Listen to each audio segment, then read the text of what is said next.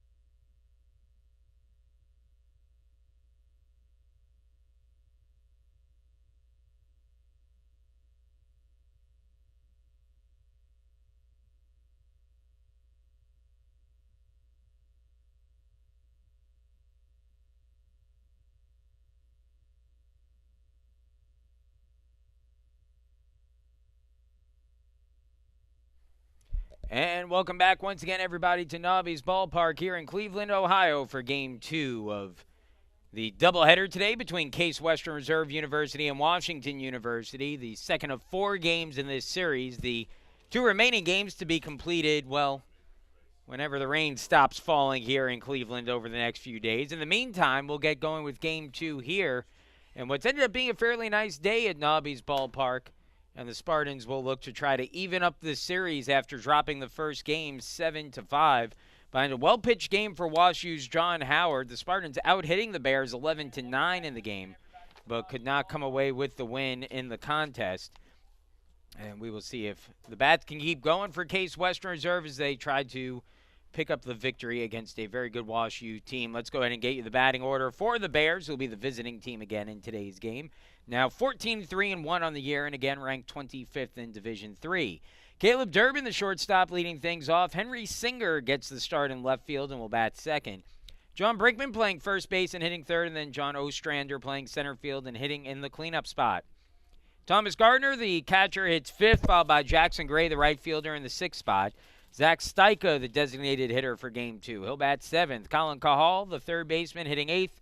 And Tim Van Kirk gets his first start of the season. He will bat ninth and play second base. Ryan Lutos, plenty to tell you about him, and we'll share that with you in the bottom of the inning when the sophomore takes the hill to continue what has been a really successful season for him. For Case Western Reserve University, defensively, over at first base will be Casey McConaughey. Second baseman, Rocco Ma. The shortstop is Jacob Lott, and the third baseman is Jacob Kusha. In the outfield, left fielder will be Jacob Pestel. The center fielder will be Cole Jarrett, and the right fielder is Benjamin Stawicki. Catching is Jake Ryan, and on the mound is Nick Denovi. The Spartans without 2 key starters in this game. Tyler Wipazinski, the catcher, who left the game after being hit by a pitch during warm-ups going into the 7th inning. Gave way to Jake Ryan, who finished out the game behind the plate, so a key starter missing there, and a second key starter missing in center fielder Sam Neal, who will miss his second straight game as he deals with some injury issues as well. However, we'll be up to Nick Denovi, the freshman, to try to get the Spartans back here after they dropped the first game. Denovi comes into the game with a 3-1 record and 3.03 ERA through 5 starts. He's gone 29 2/3 innings, giving up 25 hits, 10 runs, all of them earned. He has walked 7 and struck out 25 this year. Opponents hitting just .227 against Denovi, the freshman lefty out of Naples, Florida. Denovi, an impressive start to his career. The stuff is clearly there. He's fastball, kind of throws 2 variations of his curve, whether you want to call it a curve slider or a curve and a sweeping curve, whatever it is. He throws 2 variations of it, one with a sharper downward break that he uses to get strikeouts, and one that's a little bit more of a sweeping movement that he can use to get strikes earlier in the at-bat. The other pitch he'll throw is a changeup that, when it's on, is his best pitch, and we saw it on the other day against St. John Fisher. Denovi threw about 120 pitches against St. John Fisher. That was back on Sunday. So working on normal rest here despite a heavy outing, and we'll see if he's affected at all by that as we get set to get going here for Game 2. Denovi will start against the top of the WashU order, which is packed with righties here for Game 2. Caleb Durbin, Henry Singer, and John Brinkman to get things going for the Bears. Durbin, a .479 hitter on the season, the freshman, with 1 home run and 12 runs batted in this year. Had a triple late in the game that brought a run across in the earlier contest. Finished that game 2 for 5. First pitch on the way from Denovi. A fastball down and in, and the count goes to 1-0 to start the game with Durbin at the plate.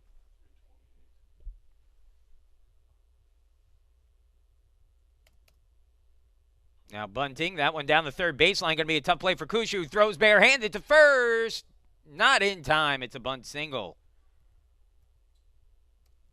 Now batting number 7, Henry Singer. And so Durbin able to lead the game off with a bunt single.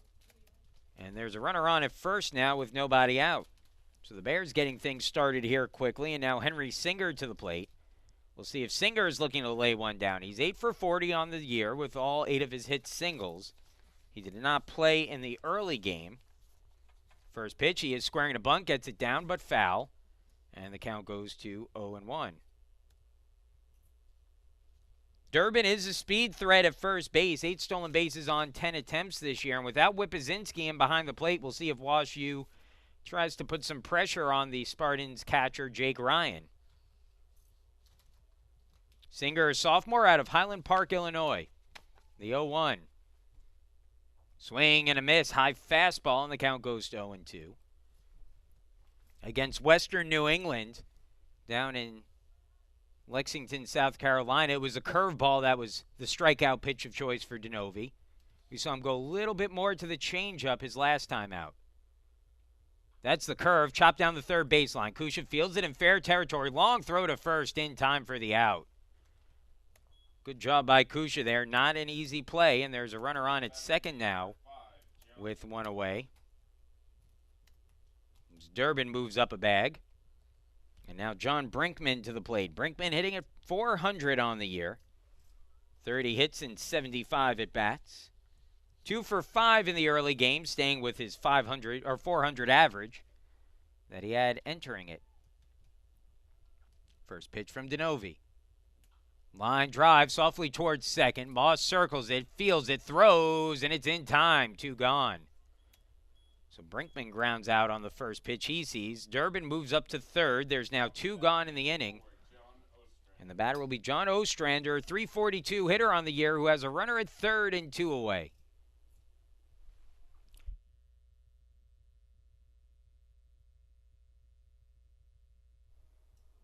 So 2 gone, bases, or runner at third is a curveball on the first pitch. Catches for a called strike, 0-1.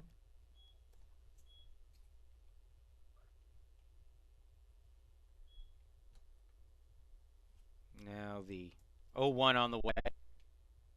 Up high, 1-1.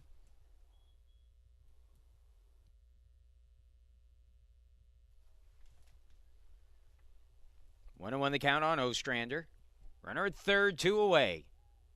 Pitch from DeNovi. Rocketed down the line in left, but that will tail foul and out of play. 1-2. Nothing but a long strike there. Well, DeNovi can get batters fishing at the curveball in the dirt, and this might be a test here for Jake Ryan behind the plate. We'll see how good his blocking skills are. The 1-2. Fastball in the dirt, and there you go. Good job by Ryan. It's interesting. Fastball in the dirt there, you wonder if now DeNovi's going to maybe come change up at the knees. Let's see. 2-2. That's a curveball swung on and missed at strike 3. Nice pitch by DeNovi for his first strikeout of the game. Wash U with a leadoff bunt single by Durbin, but he's left stranded at third. And we will move into the bottom of the first inning in a scoreless ball game. For Case Western Reserve, let's go ahead and get you the batting order for the Spartans. Leading things off, Rocco Ma, the second baseman. Jake Ryan, the catcher for today's game, bats second. Jacob Kusha, the third baseman in the 3 spot, and Benjamin Stawicki, the right fielder, hitting fourth. Casey McConney, the first baseman, is in the 5 spot today. He'll be followed by Nathan Shapiro, the designated hitter. Jacob Pestel, the left fielder, hits 7th. Cole Jarrett, the center fielder, 8th. And Jacob Lott, the shortstop, in the 9 spot. Defensively for the Bears, at first base, John Brinkman. Second baseman, Tim Van Kirk. The shortstop is Caleb Durbin, and the third baseman is Colin Cahal. In the outfield, Henry Singer in left. Center fielder is John Ostrander, and the right fielder is Jackson Gray. Doing the catching, Thomas Gardner, who caught all 9 innings of the first game. And doing the pitching is the right-handed sophomore Ryan Lutos. Lutos on the year, 1-0 with an 0.83 ERA, the reigning UAA Rookie of the Year. He's making his 6th start of the season, including 1 complete game. He's thrown just 21 2/3 innings, but during that stretch, he struck out 30 batters, walked just 7, and given up just 16 hits. He's allowed only 5 total runs, 2 of them earned, and opponents hitting just 195 against Lutos, who has emerged as one of the best pitchers in all of Division III during his brief career so far. The Spartans hit the ball well in the first game and look to keep that going here today, but have to try to persevere the 1-2 punch that Wash U puts out there between Howard, and Lutos, and it's one of the best top 2 pitchers in Division III that you will see. Lutos finishing his warm-ups. He'll have one more to go before he begins his day. Lutos, a sophomore out of Barrington, Illinois, Barrington High School. He's 6'5", 215 pounds. And we'll see if Case Western Reserve can get the bats going again here today. They started a little slow in the first game. Finally came around as the game went on, but too little too late for the Spartans, who lost the first game 7-5. Now Rocco Ma, who led off the opening game with a triple, will step up to bat here against Lutos. Ma hitting at .342. He has 9 extra base hits on the year and takes that outside for a ball, 1-0. Rocco 2 for 5 in the opening game of the day. Triple and a single for Rock. Outside corner, called strike, 1-1. And we saw in the first game how, for the Bears, John Howard, the bullpen, Matt Lopes, really living on that outside corner. That one popped up, foul territory. Let's see if it stays in play. Long look by Brinkman, but it'll clang off the dugout roof. And the count goes to 1-2.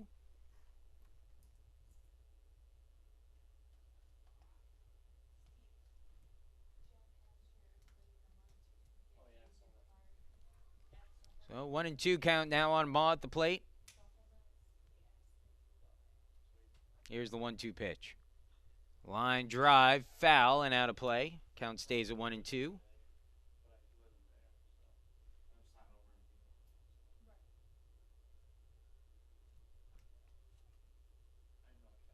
Luto settles back in on the mound. Here's his 1-2 offering to Ma. Swing and a miss at the inside fastball, strike 3, and Ma down swinging to start the game off. So Ma strikes out, and they'll bring up Jake Ryan to the plate. Ryan 0 for 5 in the first game, his average dipping down to .341 on the year.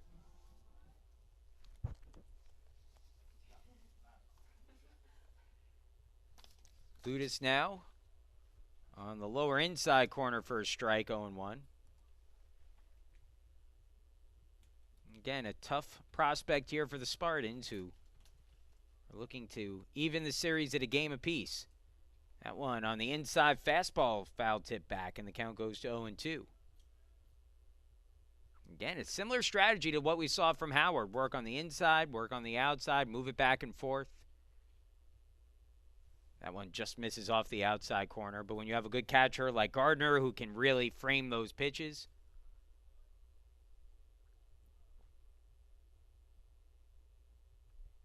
it's a good strategy to have. Back inside is Ryan, swings and misses, strike 3. Ludus actually missed with that pitch, but Ryan couldn't catch up to it either way, and back-to-back strikeouts to start the first inning for Ludus. And now Jacob Kusha will be the batter with 2 outs and the bases empty. Kusha batting at .417 on the season, had 2 hits in the first game and goes fishing for the first pitch. Comes up empty, 0-1.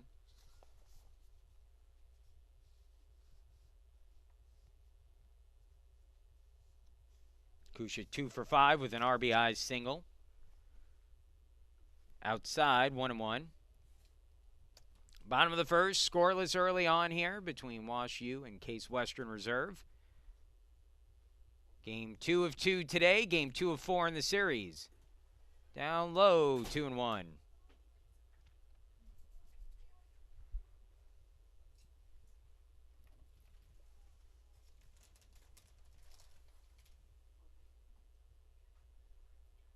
Foul tip back. 2-2.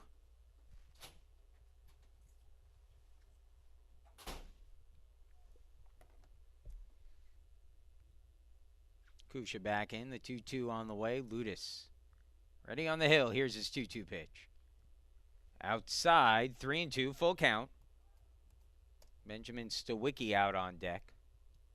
Again, you lose Wipazinski, you lose Neal for this, at least for this game.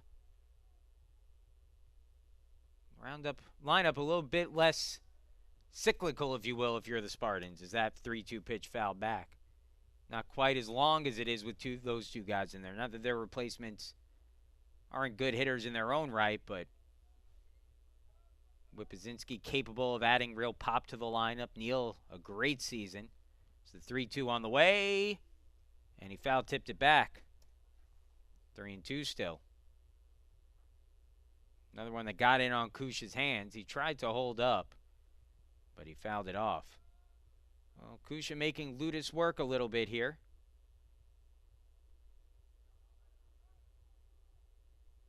Here's the 3-2.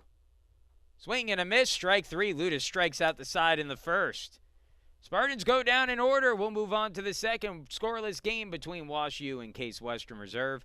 Gardner Gray and Steika due up in the second when we return.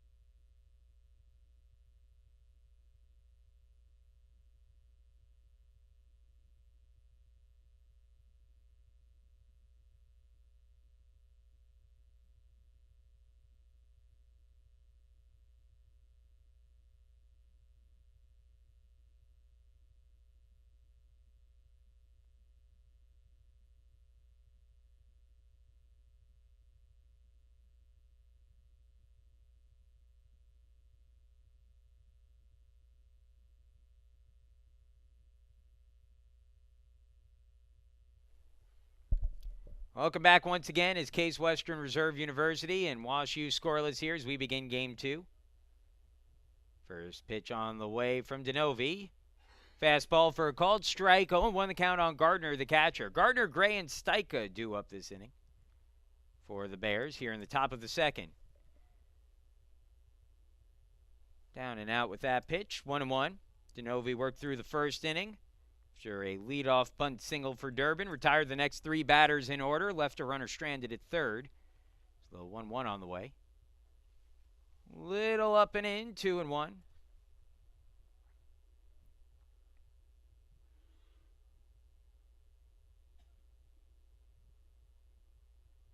2-1 pitch. Fouled off, 2-2.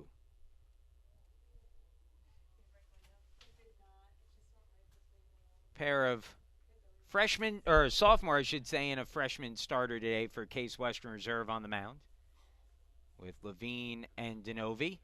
As that ball lifted in the air, right field deep. Stawicki going back, still going back, reaches up, and he makes the catch on the run.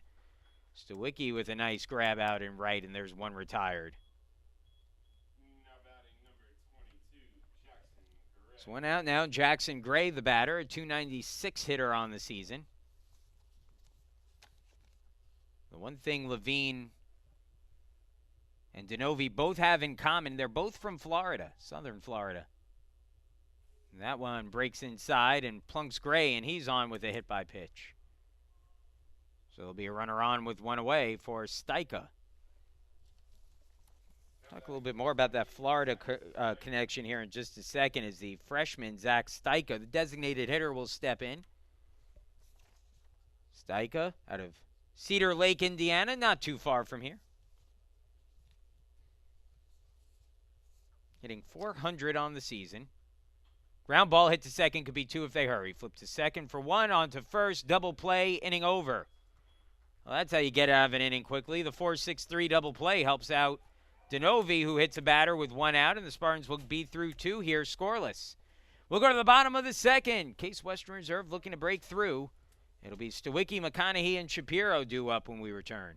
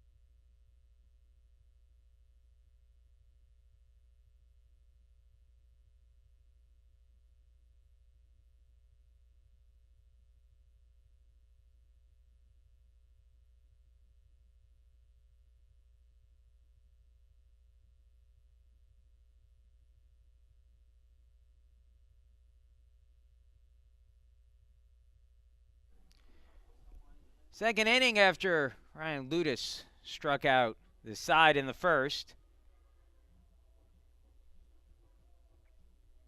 He'll start off the second here. Ludus threw 17 pitches, 12 for strikes. Got all three of Ma, Ryan, and Kusha striking out swinging in the first inning. And now 4, 5, and 6 in the Case Western Reserve lineup due up, trying to break through Stawicki, McConaughey, and Shapiro. And Ludus comes into the game with an 0.83 ERA and a 1-0 overall record. And you could see why early on as he delivers first pitch strike to Stawicki, 0-1 the count.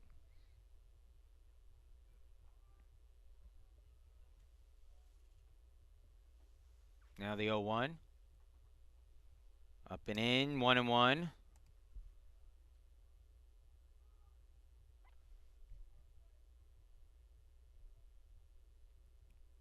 They are shifting Stawicki the opposite way. Not a bad idea against him. As that misses down low, 2-1. Stawicki, real good situational hitter. A guy who could take the ball the other way if that's what the pitcher is giving him. Not necessarily a pull guy. Swing and a miss there on a big cut, and it's a 2-2 count. Bottom of the second inning and scoreless between Wash U and Case Western Reserve. Game 2 of 2 today, game 2 of 4 in the series. Swing and a miss, strike 3. 4 straight strikeouts to start the game for Ludus. Out to bat number 31, Now Casey McConaughey steps up with 1 out and the bases empty. McConaughey hitting at 300 on the year. Went 1 for 4 in the early game. 9 for 30 on the season is McConaughey, including 1 double.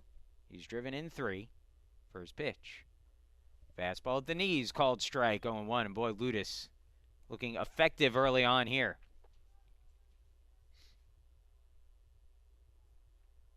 Here's the 0-1 pitch. Little outside, 1-1. Well, spoke about it earlier, but this is the Wash U 1-2 punch that they offer. As, boy, that just misses for a ball, 2-1.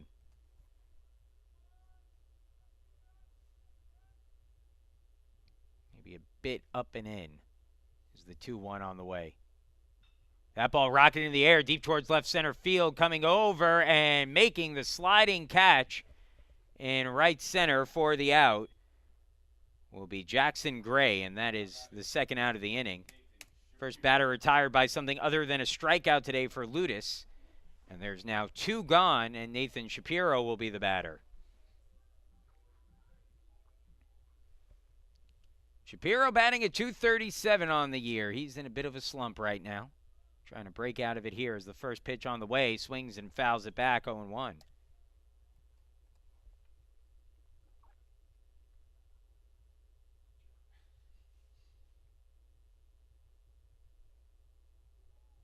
Now the 0-1 pitch.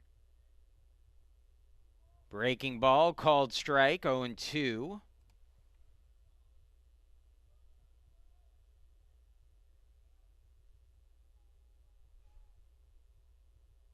Here's the 0-2. Swing and a miss, strike 3. Quick inning for Ludus, who now has 5 strikeouts through 2. We'll move on to the third. It'll be Cahal, Van Kirk, and Durbin, 8, 9, and 1 in the Wash U order when we return.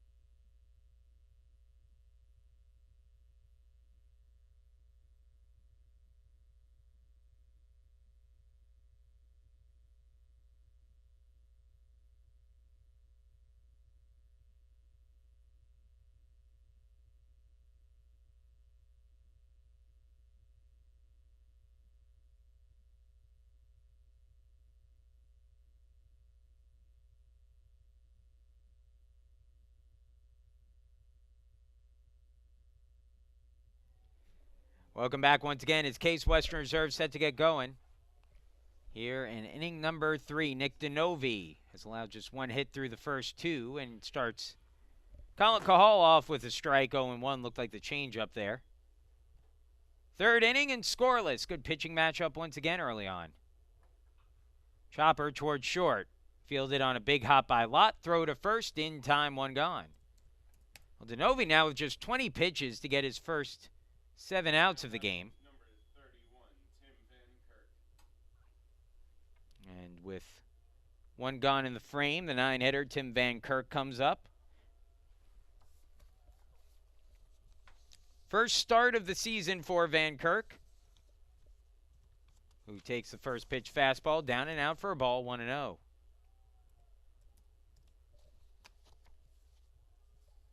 In fact, the first career start for Van Kirk, the freshman out of Arcadia, California. Hits that one softly towards second. Ma has to hurry, but will get it there in time. 2 gone. And back-to-back groundouts to start the third for DeNovi, who is just 4 pitches deep into the inning. And will now face the only man who has a hit off of him today, and that's Caleb Durbin, the leadoff hitter for Wash U, who reached on a bunt single his first time up. And that will move Jacob Kusha in a few steps at third to defend against that happening again. The 0-1, or pardon me, the first pitch of the at-bat, I should say, is a breaking ball down and in, 1-0. Durbin's average up to .486 on the season. Great year for the freshman, and he'll be a terror in this league for years to come. That ball skied high, deep into right center field. Stawicki going back, reaching up, makes the grab. And a 6-pitch inning to get 3 outs for DeNovi, who has now sat down 4 straight and 9 of the last 10 batters he's faced. We'll move into the bottom of the third. Bottom of the order for the Spartans, looking to break through against Ludus. Pestel, Jarrett, and Lott due up when we come back.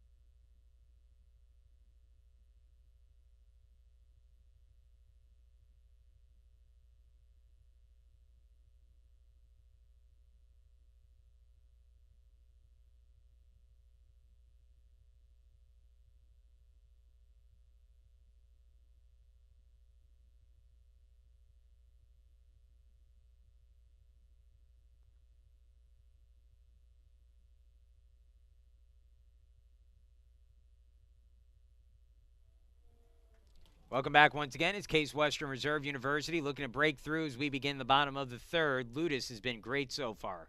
29 pitches, 20 for strikes, 5 strikeouts, and he sat down the first 6 batters he's faced in order. And starts off Jacob Pestel with a swing and a miss, 0-1. Ludus, the sophomore, again, one of the best pitchers in Division III, and again, part of this Wash U top of the rotation that is going to be tough to beat, not only in conference play, but if they make it into the tournament and you have to face these 2 guys, boy, they're going to put any team in a hole.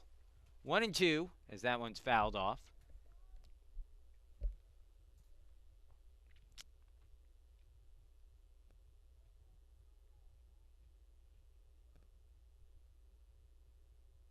Swing and a miss, strike 3. That's 6 strikeouts for Ludus on the first 7 batters.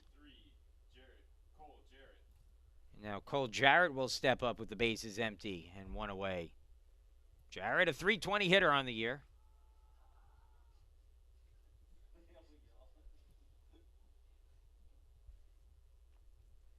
Called strike, 0-1. Jarrett, 34 pitches, or pardon me, Jarrett facing Ludus, who's now thrown 34 pitches, 24 for strikes.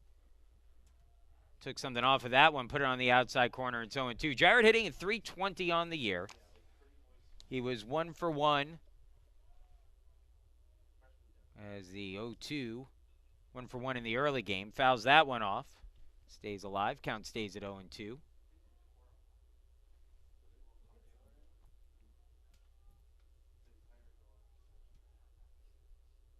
Here's the 0-2 from Ludus. Up high, 1-2.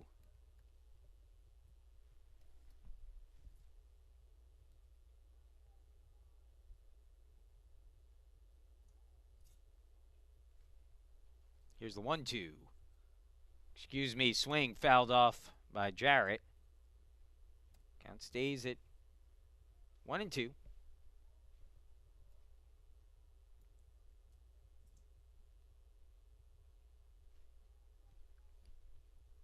Ludus rocks and delivers.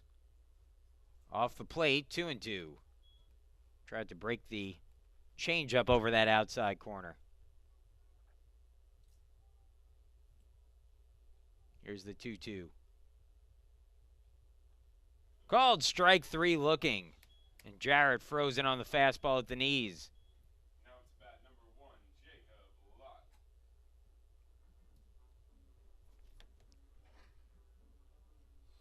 7 strikeouts so far for Ludus. And the final batter in the order here, Jacob Lott, stands up trying to get something going here for the Spartans. Lott 0 for 1. Or pardon me, in his first at bat here, takes that down low. And it's 1-0.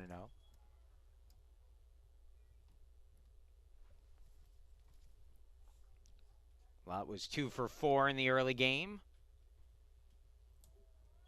Down and away, 2-0.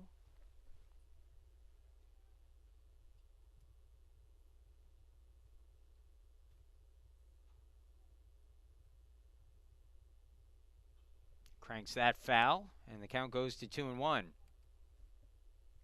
Lott now a .307 hitter on the year, 23 of 75. He's driven in 10.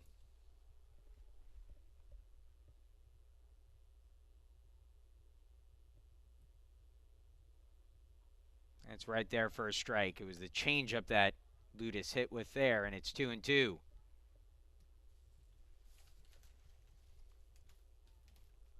.45th pitch of the game now for Ludus, as his 2-2 on the way. Inside, and it hit him. And it sounded like it got helmet there. And let's see if Lott is okay now. And Lott looks a little bit shaken after that one.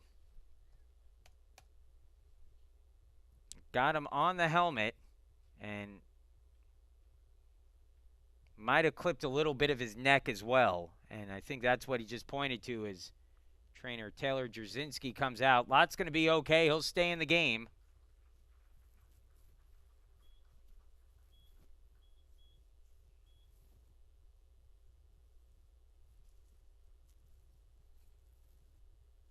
And he'll be on at first. So the first base runner of the game for the Spartans is Jacob Lott. And now Rocco Ma to the plate. Ma was a strikeout victim his first time up, went down swinging against Ludus. Well, let's see if that hit by pitch can get something started here for Case Western Reserve. First pitch to Ma. Outside corner, looked like a curve, and the count goes to 0-1.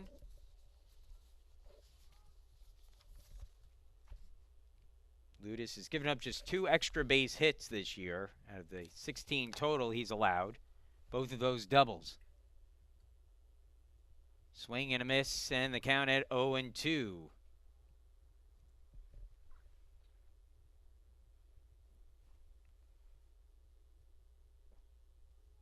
Oh, and 2-away runner. First is Jacob Lott.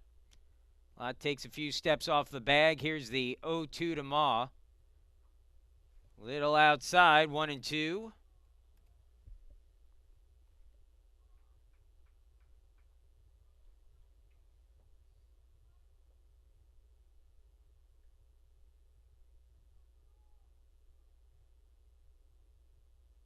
Here's the 1-2. Runner goes. The pitch is popped up in the infield. Shortstop over, and making the catch is Durbin for the out.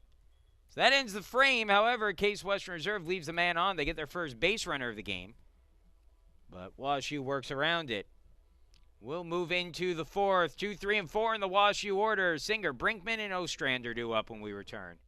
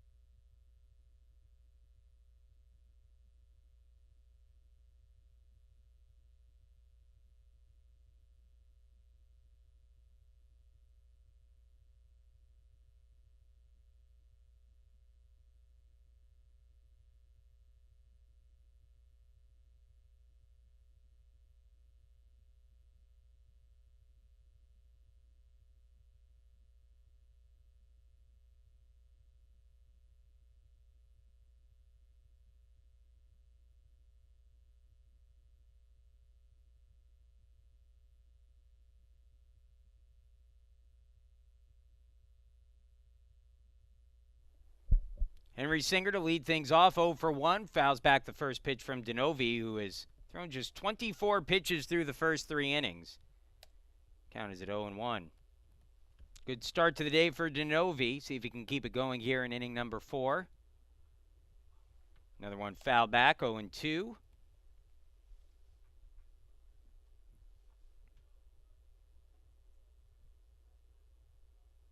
Here's his 0-2 pitch. Curveball, pop foul. Count stays at 0 and 2.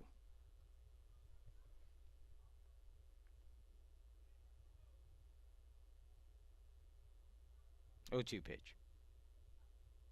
Up high, ball 1, 1 and 2. That's an eye-level changer right there. I got to imagine DeNovi's either coming change up a curveball down low. 1-2 pitch. Fastball, nope, fouled off.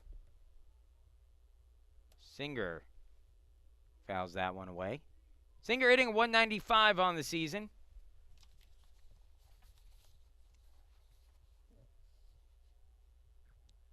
Sophomore hits that one towards third. Kusha's got it.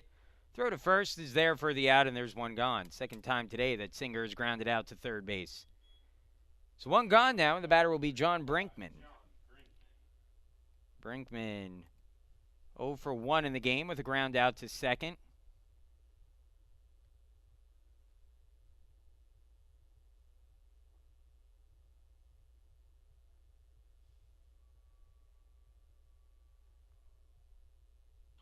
Ground ball to short. Lot charges. Gloves. Throws on the run. A little high, but unable to come back down on the bag is McConaughey.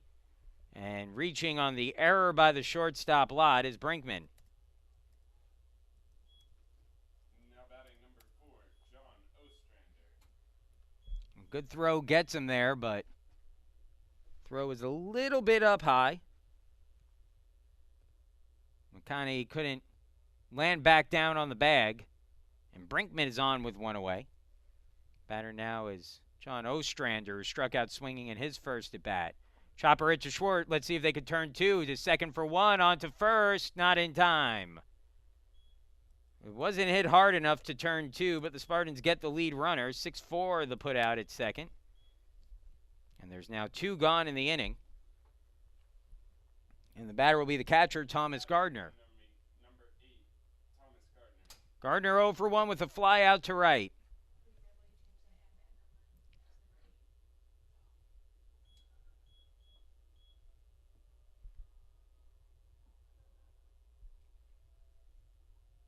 Gardner, 244 hitter, trying to keep the inning going for the Bears. The runner goes, but the pitch is swung on and grounded back to DeNovi. Will jog it over the bag before flipping it to McConaughey for the out. Well, I'll tell you what, the Bears aren't wasting much time there.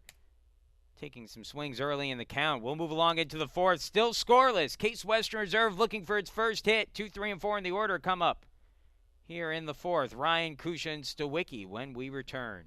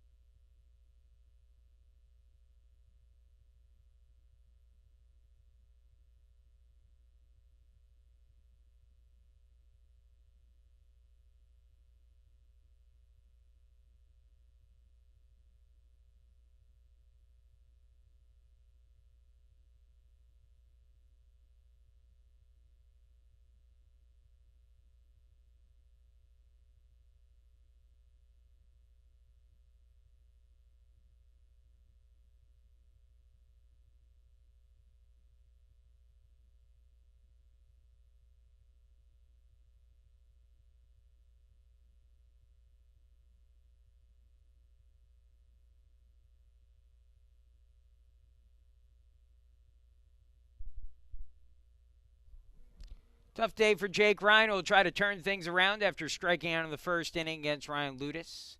Scoreless game here as Ryan swings and misses to the first pitch, 0-1.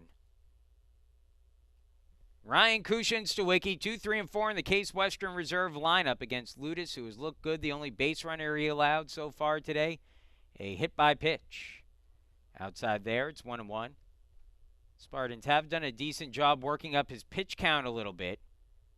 Up to 51 now as he begins the fourth. The 1-1. Outside corner, the fastball catches for a strike, 1-2.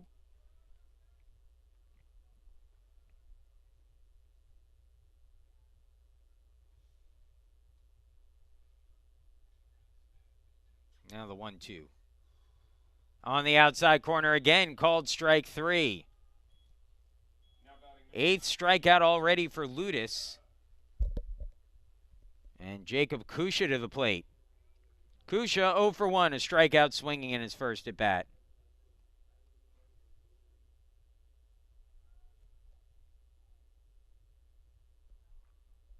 Ludus rocks and delivers. Kusha holds up on that one. They'll check and see if the umpire in the field, and they'll say he went around 0-1. Douglas Nauer, our umpire at third for game 2. It's Charles Booth behind home plate and Bryce McCalla out in the field. The 0-1 on the outside corner, fastball 0-2. Ludus just getting ahead in the counts here early. The execution has been flawless today for Ludus. The 0-2 fouled off. 0-2 still. You know, he's a good pitcher and he's got some great stuff, but what stands out from what he's done so far today is the execution. It's not always easy to do, but I think he's made every pitch he's wanted to so far, maybe with the exclusion of the hit by pitch. That ball lifted in the air, down the line and right, and will get out of play. They are shading Kusha well towards the opposite field, and that's the only reason why the right fielder Gray even had a chance at that one.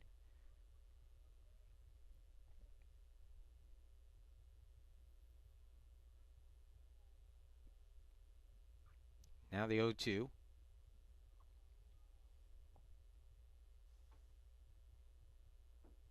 Here's the pitch. Swung on, ground ball hit to short.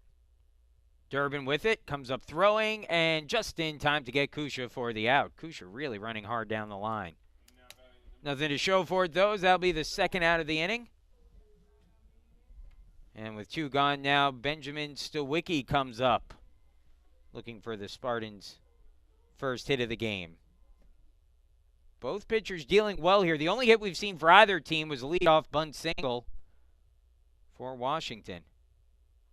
Stawicki, first pitch swinging, fouls it back in its own 1.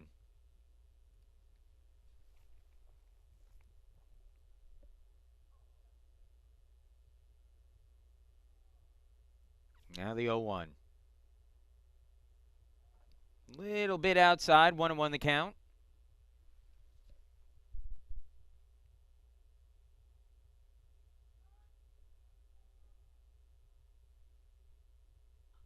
Crank foul. Maybe one of the few pitches today that Ludos left over the middle of the plate.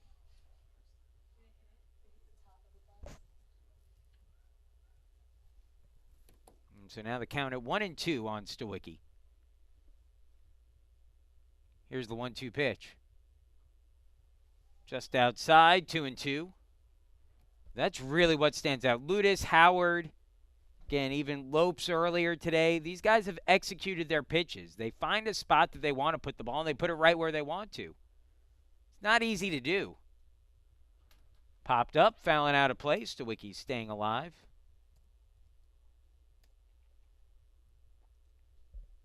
Two and two still.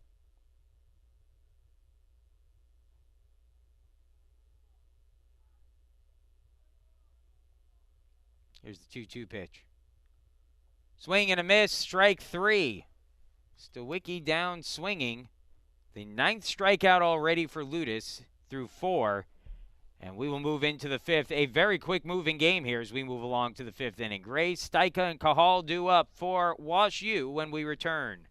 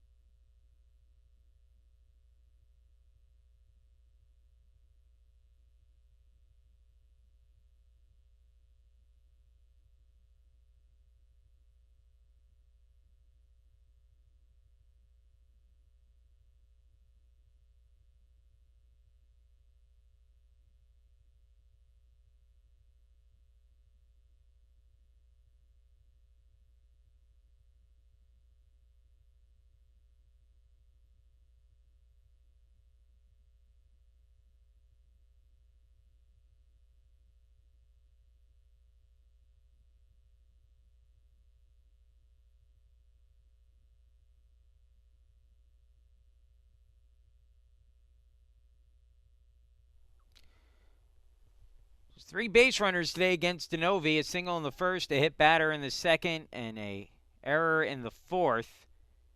The Spartans' freshman starter is matched Ludo's nearly pitch for pitch here in the early going as he breaks off a curve to start the at-bat off against Jackson Gray as the count goes to 0-1. Top of the 5th inning, scoreless. It'll be Gray, Stajka, and Cajal due up. 6, 7, and 8 in the order. Another curveball misses outside that time, and it's 1-1. The big difference in the game is that Denovi has thrown just 35 pitches now through 4+ innings. It's up high, 2-1. Where Ludus is now up over 60 already. Still a pretty manageable pitch count, but his is certainly a little bit higher. Inside, and it's 3-1. And for one of the rare times today, the pitcher is behind the hitter for either team. Mention that the thing that Levine and Denovi have in common that they're Florida pitchers, and Matt Englander brought up an interesting point, the head coach for the Spartans, about those guys. Is that one grounded? Say foul. So the count full, 3-2. That guys who come out of high school from Florida tend to be a little bit more collegiate ready than some other pitchers. And the reason why is because they get to play more often. They get more innings under their belt. They're a little bit more game ready. Fastball's outside, ball 4, and that's the first walk of the day issued by Denovi. And the Bears have a base runner on as Gray reaches on the walk. We'll see how aggressive Wash U gets here. Denovi wants a new baseball. We'll switch it up here.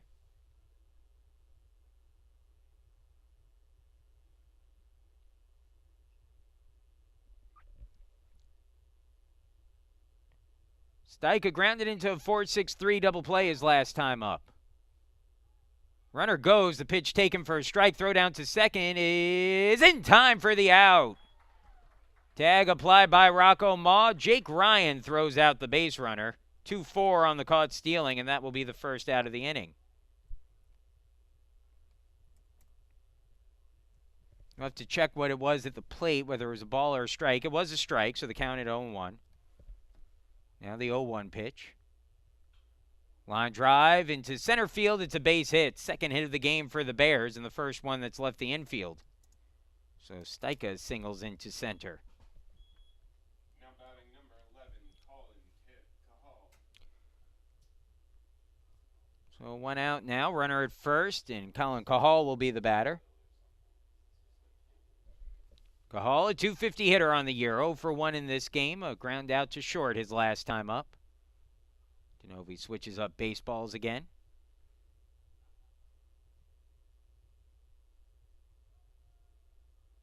First pitch from Denovi to Cahal. Double play depth in the infield for the Spartans as the fastball hits the outside corner for a strike, 0-1.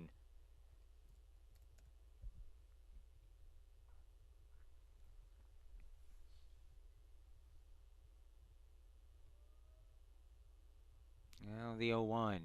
Pickoff attempt at first.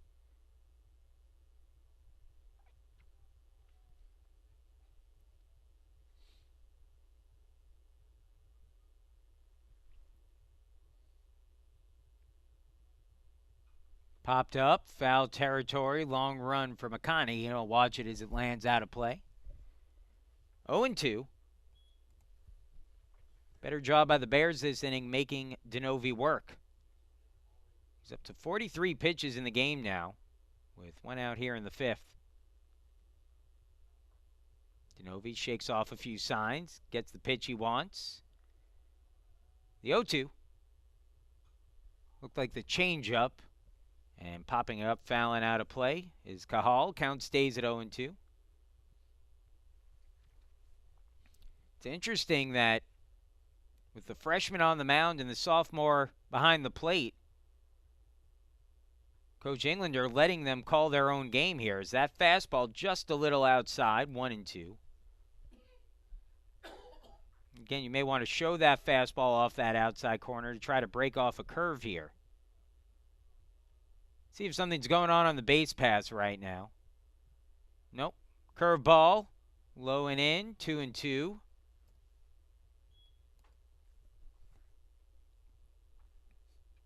It's interesting because you watch the Wash U players, they're all wearing wristbands with cards in them, similar to a quarterback in a NCAA football game. 2-2 on the way.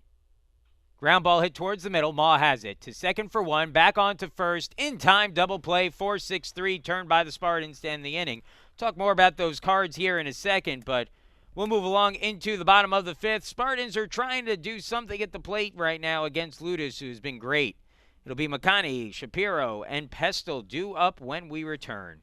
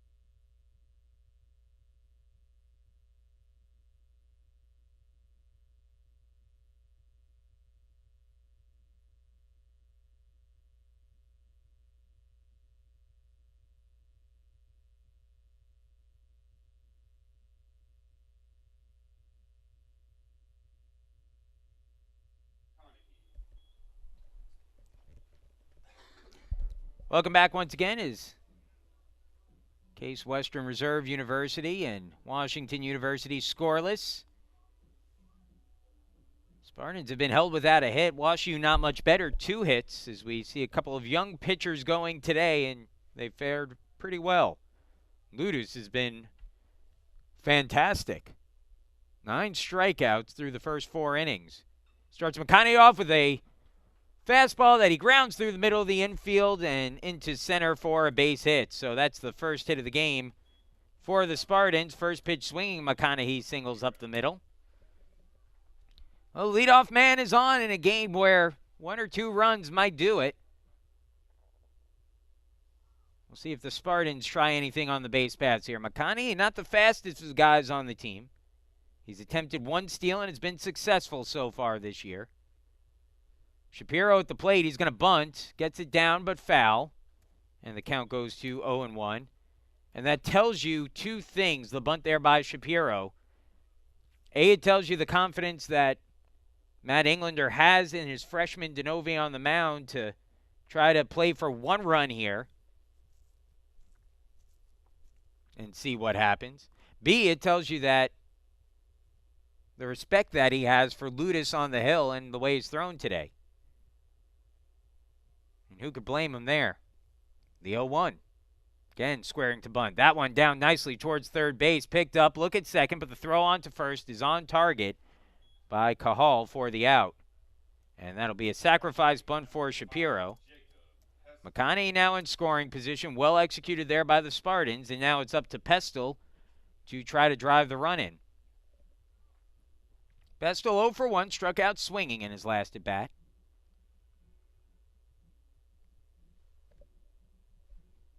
Pestle, the senior, getting the start in left field. Spartans trying to sneak across a run here. Pestle out of Homer Glen, Illinois. Waits the first pitch of the at-bat, and he fouls it back 0-1.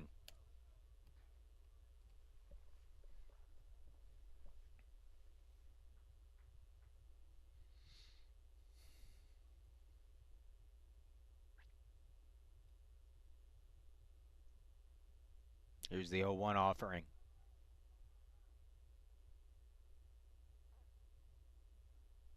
Called strike, 0-2.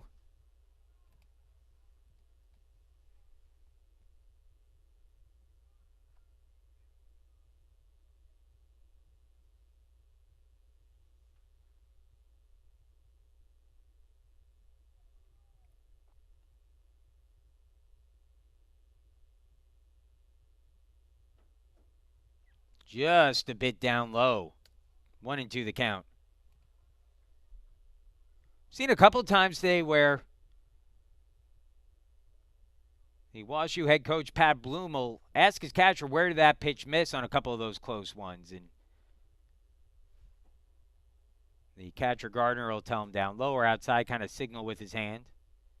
1-2, swung on, ground ball hit softly to short, picked up, and the throw on to first is a step ahead of Pestle for the out. Moving up to third on the play is McConaughey as Pestle grounds out 6-3. And now it's up to Cole Jarrett to try to drive the run in with 2 away. Jarrett 0 for 1, a strikeout looking in his first at bat. He's batting at .308 in his freshman year. He's looking for a little poke here into the outfield. Give his team a lead. Here's the pitch. Breaking ball to start him off. Catches the outside corner with a slider, and it's 0-1.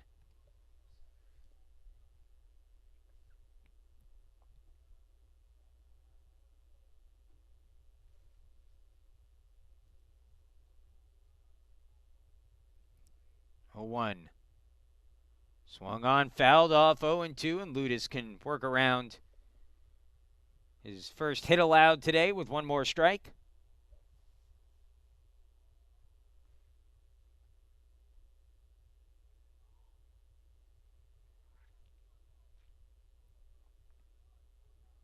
Here's the 0-2.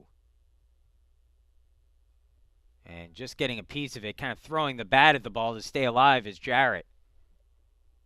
It's good plate intelligence, though, for Jarrett. Knowing that the Bears have gotten outs, strikeouts in particular, on that outside corner all game long. So you have to protect that. The 0-2. That's a little up high, 1-2 on the 75th pitch of the game by Ludus.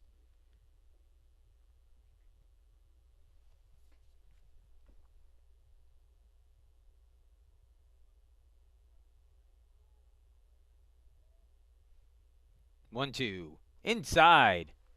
Jarrett ducks out of the way as the count goes to 2-2.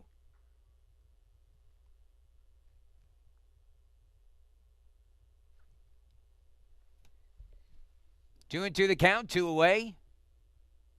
Scoreless game in the 5th. Here's the 2-2 pitch. Pop foul again. Good at bat for Jarrett here.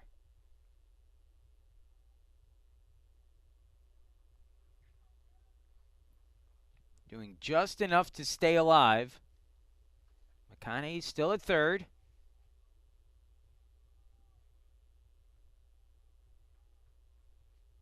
To the plate. Up high, full count, 3-2. McConaughey got a big jump off at third. He retreats there as the count full, 3-2, 2 away. I believe the first full count that Ludus has worked so far today. Payoff pitch on the way with 2 outs and a runner at third. And it misses down and in, ball 4 for the walk, and now runners on the corners with 2 outs, and Jacob Lott will be the batter. Lott had his bell rung a little bit back in his first trip to the plate, was hit by a pitch that clipped the bottom of his helmet and then got his neck. He stayed in the game and seems to be fine. Will come up here looking for a hit to go ahead. Pat Bloom comes out and will signal to his infielders how they want to play this situation, 1st and 3rd and 2 away. Jarrett, good speed at first, although he's 0 for 2 on stolen base attempts this year. You don't want to run yourselves out of an inning if you're the Spartans, as that pitch misses down low for a ball, 1-0, and that's now 80 pitches for Ludus.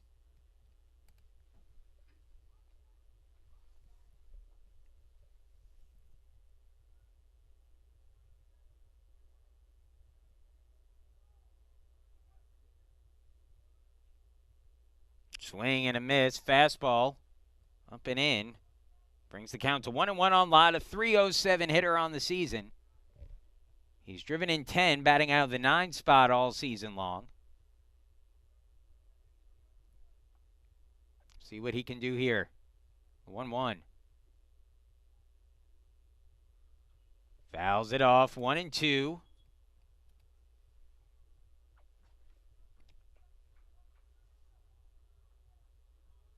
Ludus has looked slightly more vulnerable here in the 5th after he was untouchable through the first 4.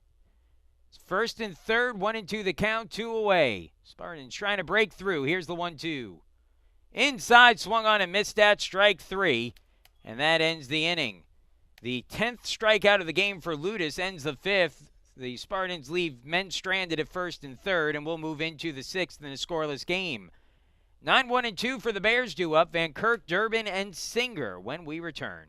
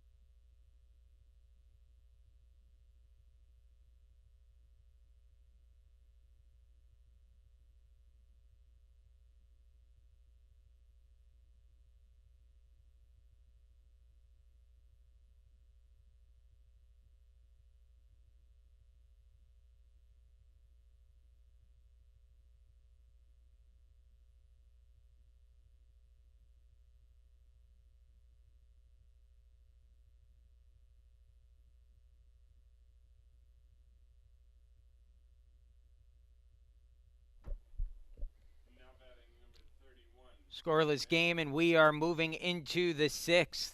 Pitcher's duel here so far through the first 5. Nick Denovi on the mound. He's allowed just 2 hits, a bunt single, and a blooper into center. First pitch from Denovi to the 9-hitter Van Kirk. Fouled off, and the count goes to 0-1. Van Kirk looking for his first collegiate hit. He is now 0 for 1 in his career. Picked up the first at bat of his career his last time up. Breaking ball misses outside, 1-1.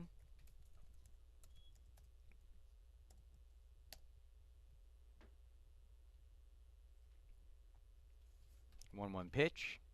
Outside corner with the fastball, 1-2.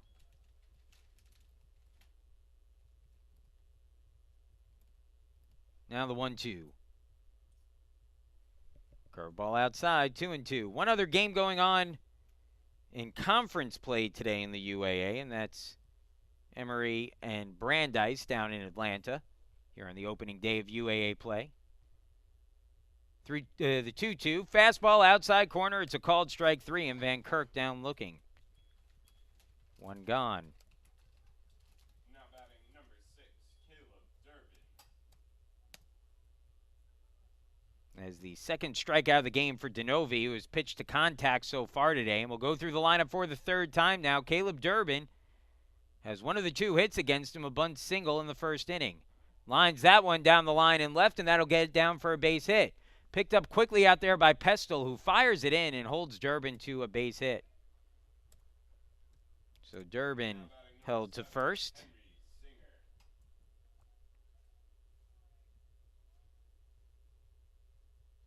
In Atlanta, Emory with a 7-0 lead over Brandeis. They're playing 1 there today. Weather a little bit better in Atlanta than what we were expecting here this weekend. So they'll get their doubleheader in tomorrow. Henry Singer to the plate, 0 for 2. First pitch fastball on the outside corner for a strike, 0-1. Singer, a pair of groundouts to third in 2 trips to the plate.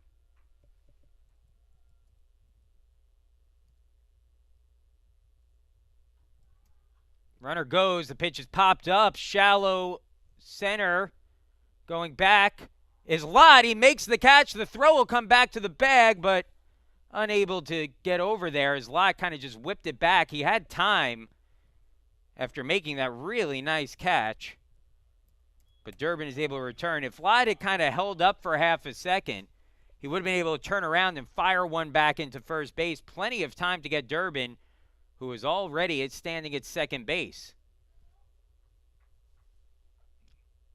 So no double play there, but a big second out, and now John Brinkman to the plate. Brinkman 0 for 2.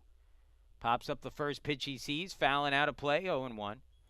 Brinkman grounded out to second base in the first, reached on an error in the fourth.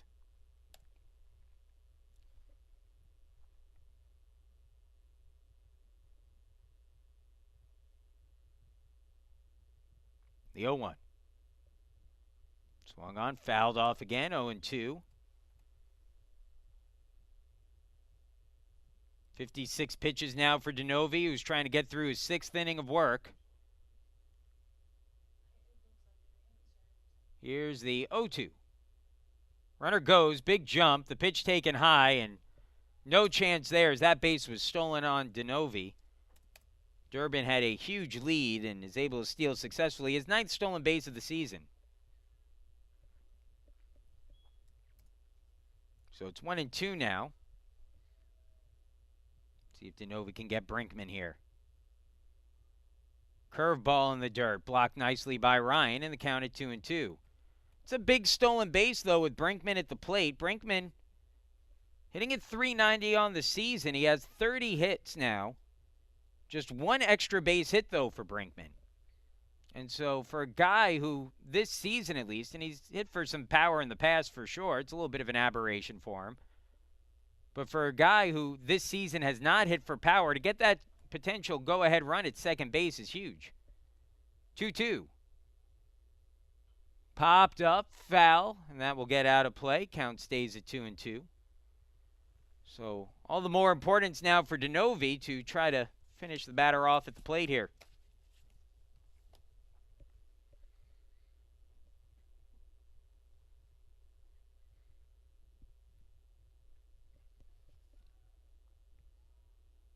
2-2, 2 away.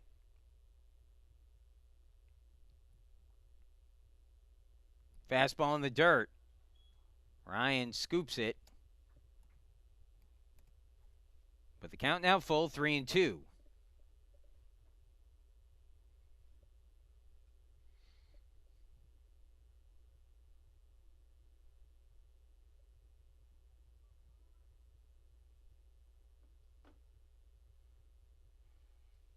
Three-two pitch. Up high, ball four. Second walk issued today by Denovi as Brinkman reaches on the 2-out walk. First and second now. And John Ostrander will be the batter. Ostrander 0 for 2. Struck out swinging, reached on a fielder's choice. He's hitting at .333 on the year. Again, a situation where a base hit could bring across the go-ahead run in a tightly played game early on. Here's the pitch from Denovi. Hard hit ball through into left field. That's a base hit. Pestel has it in the outfield. He'll come up throwing. The throw will go to the plate, but not in time, and it's an RBI single for Ostrander. And the Bears jump out on top, 1-0.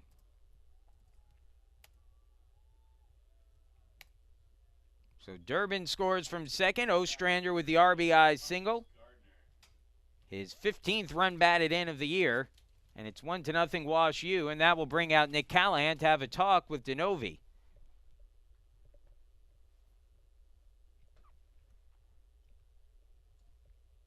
Well, Denovi getting burnt a bit by the walk there.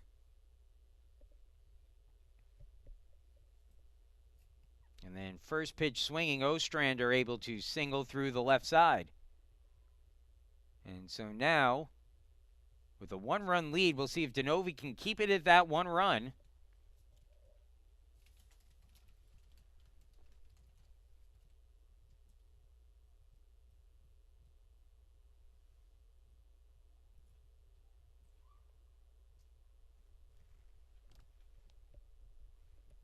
And so the meeting over, and that will bring up the catcher, Thomas Gardner.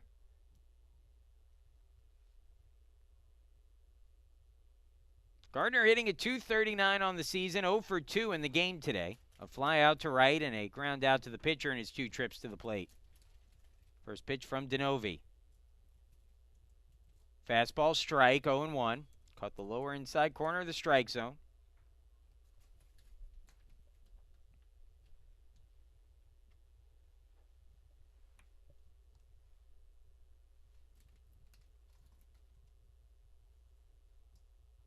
Fouled off, 0-2.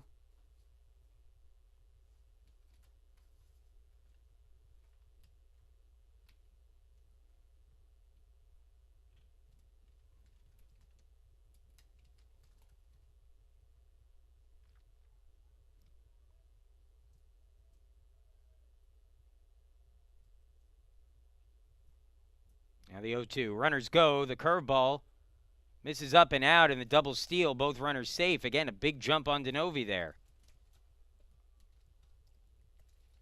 Brinkman to third. Ostrander to second.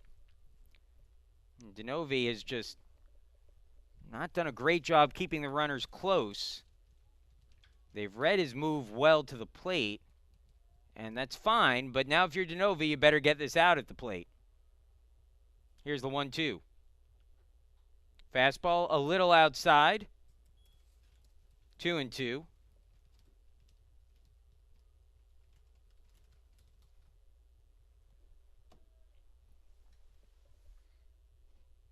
Now the 2-2 pitch. Curveball, and it hit him. Gardner hit by the pitch, and now the bases are loaded. So I'll bring up Jackson Gray, who's been on base twice today. Hit by a pitch in the second, walked in the fifth. He's hitting at .296 on the year. And what now is a one-run game with 2 outs and the bases loaded.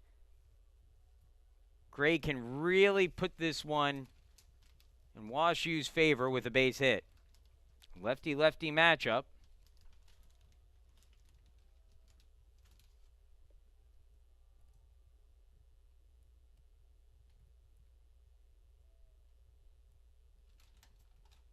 First pitch.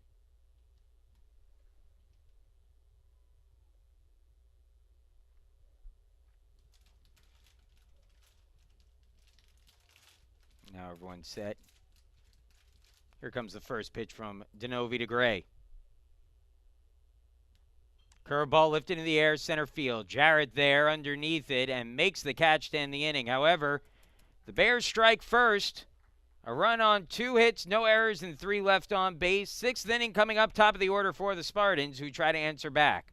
Ma, Ryan, and Kusha due up when we return.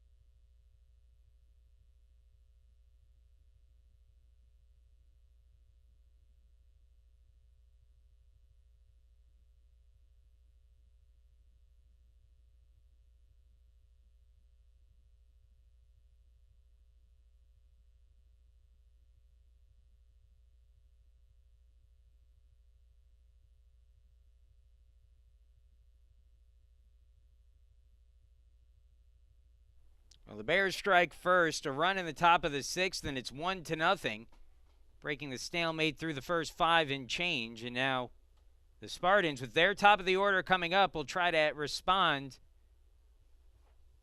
Rocco Ma leading things off as Ryan Ludis, with 83 pitches to start the inning. Roxon delivers to Ma. Swing and a miss. Nope, foul tip back. Either way, the count is at 0-1. Ma struck out swinging and popped up to short in his 2 trips to the plate. His average at .333 on the year. The 0-1. Down and out, 1-1. Now the Spartans have to try to get into this WashU bullpen. And so the more pitches they see, the better. Line drive, that'll get down in center field for a base hit. They're shifting Ma to pull, so that gave him a little bit of extra space out there in center. Ma took advantage. Second hit of the game for the Spartans, and the leadoff man is on here in the 6th. Big hit to start the inning off for Rocco. And now Jake Ryan to the plate, and Ryan has had a day he'd like to forget about. We'll see if he can turn that around here. He's now 0 for 7, and again, he has been as hot as they come to start the year, but he's now 0 for 7 in the day with 4 strikeouts, including a pair against Ludis so far in this one. They will play him to go the opposite way, and that gives him a lot of space in center field. First pitch on the outside corner, 0-1. And if your pitcher is going to work the outside corner, and with Ryan, who has good power to the opposite field, they're playing him perfectly right now. The 0-1 on the way.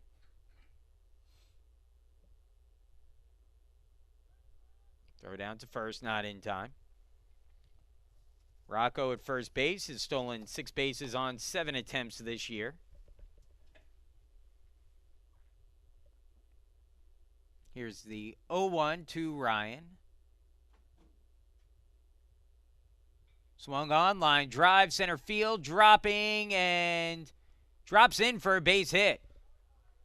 Trapping it in center field, and just unable to make that catch was Ostrander. And good base running by Rocco Ma to get to second on that, because that is a tough one to read.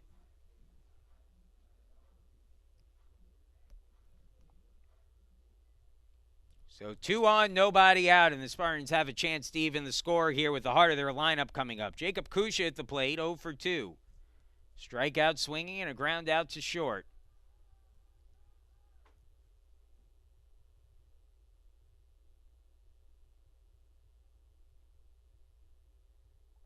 Kusha squares to bunt. Nice one down the third baseline. Going to be a tough play. Throw to first is in the dirt and unable to scoop it is the first baseman. That'll be a bunt single for Kusha. Ryan to second. Maw to third. Bases now loaded.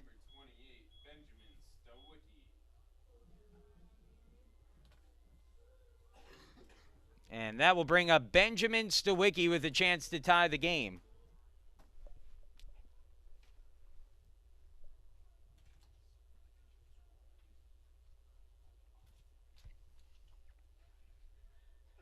So Stawicki, 0 for 2, a pair of strikeouts against Ludus and a timeout called.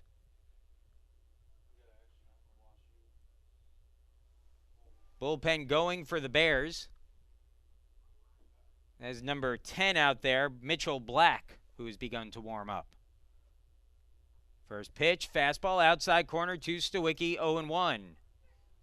90 pitches now for Ludus.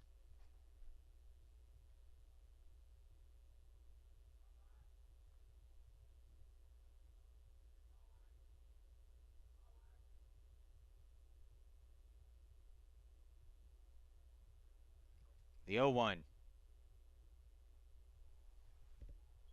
Down low, 1-1. See if Stawicki can come through here. Ludus nearly unhittable through the first 5, but has given up 3 straight hits to start the 6th.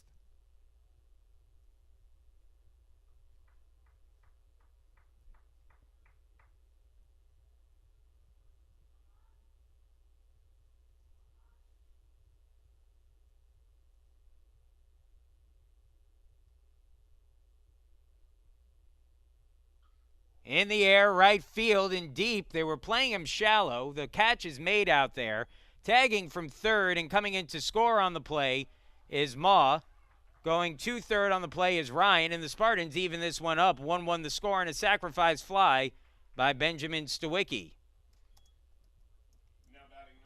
So Ryan to third, Maw into score. It's first and third now. They'll check the runner at second to see if he left early, but he did not. So the appeal play there.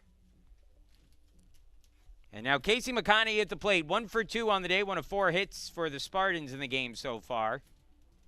And a chance to give his team the lead.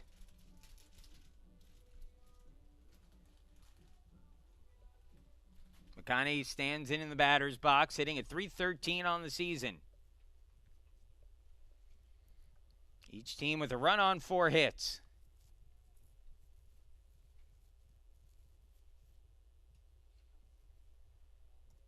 Pitch taken down low for a ball, 1-0.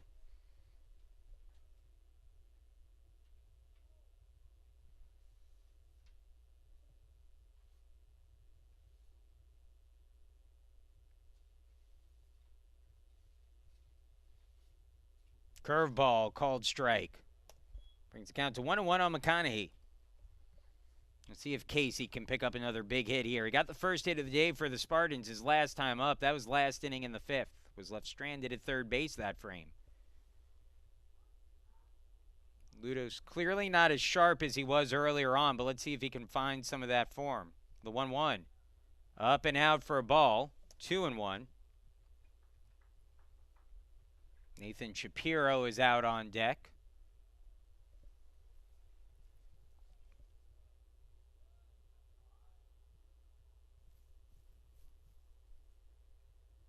Here's the 2-1. Lace foul and out of play. That one will land on 115th Street. Count stays at 2-2.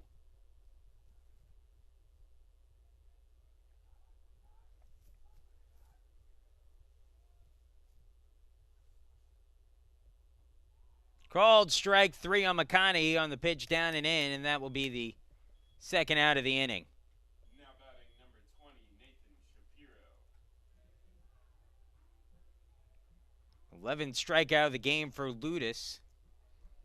And now Nathan Shapiro to the plate.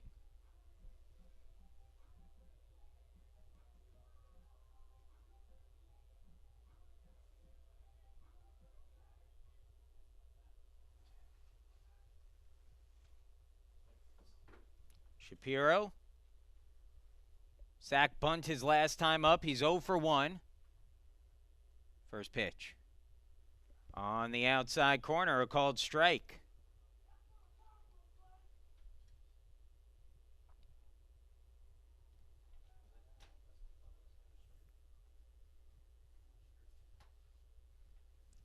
One the score.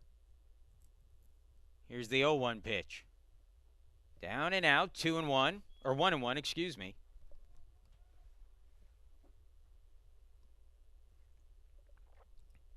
Next pitch will be the 100th of the game for Ludus. Might be his last batter either way. 1-1. In the air, down the line and right, tailing foul. And that will get out of play, 1-2.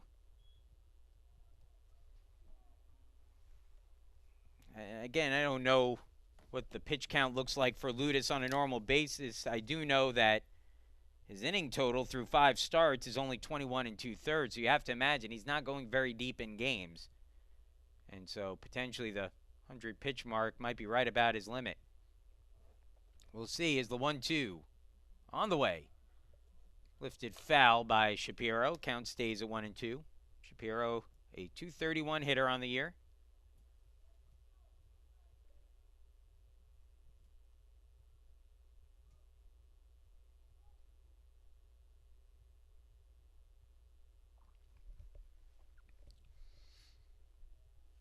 Here's the 1-2.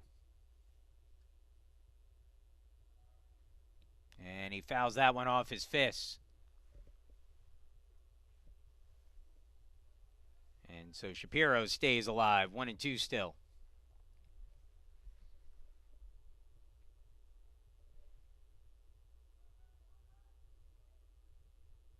Looking for a big hit here, trying to give the Spartans the lead. It's a 1-2 count, though. Shapiro behind against Ludus. The 1-2 pitch. Throw down to first. The runner will go. Let's see if anything happens. The throw down to second. Tag is applied in time for the out.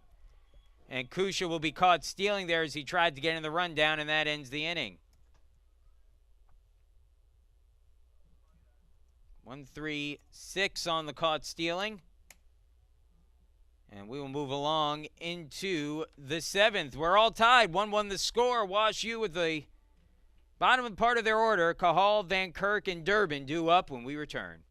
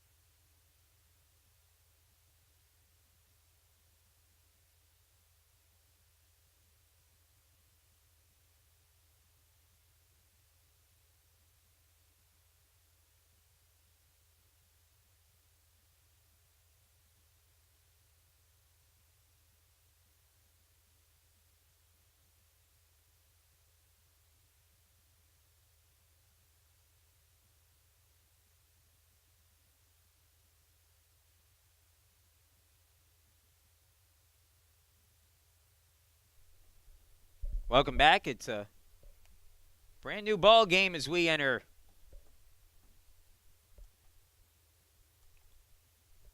the 7th inning.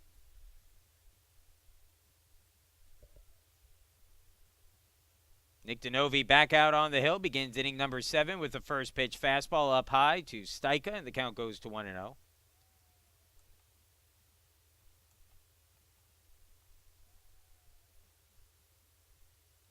Steika 0 for 1 for 2 on the game, grounded into a double play and singled. Takes called strike, and it's 1-1. 1-1 the score. Each team with a run on 4 hits. 2 well-pitched games at that. That's down low, 1-1. The day may be done for Ludus. As action continuing for the bullpen for Wash U in between innings. Stika fouls that one back. 2-2 the count. Denovi had just 72 pitches here to begin the 7th, so if he remains effective, he's got some more pitches in his arm. 2-2 on the way. Curve. Little high, broke around the strike zone, and it's full 3-2.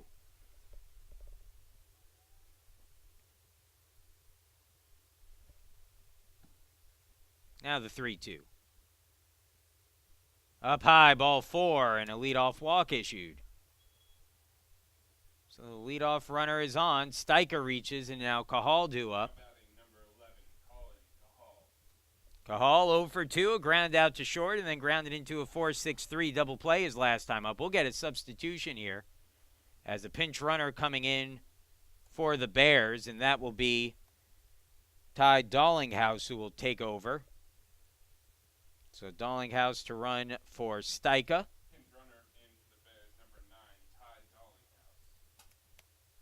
And I think this meeting on the mound right now is Coach Callahan coming out to talk with Denovi. And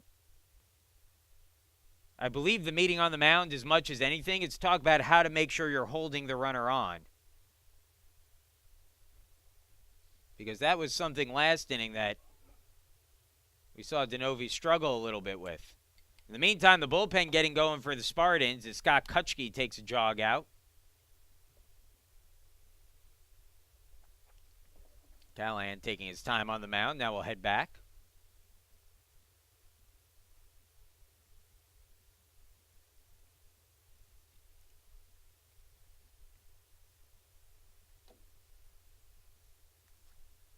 It's now 8-1. Emory leading over Brandeis.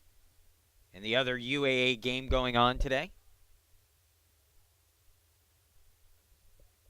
That down in Atlanta.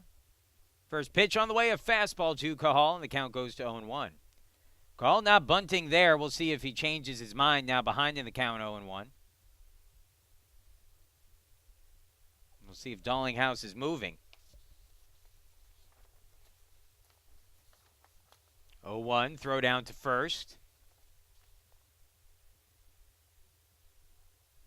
Dollinghouse has yet to attempt to steal this year.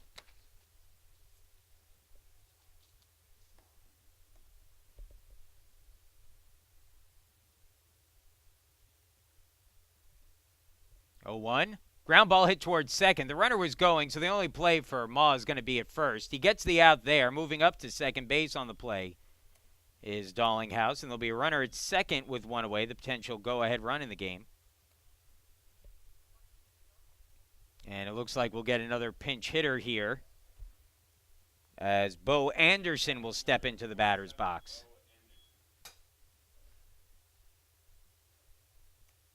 So Anderson pinch hitting here for Van Kirk. I imagine we'll see Nagel come into play, the infield. Anderson 3 for 10 in 7 appearances, including 1 start this year, batting at .300. All 3 of his hits have been singles.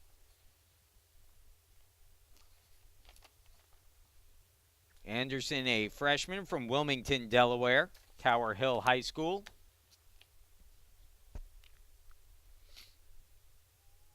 Dollinghouse, the runner at second.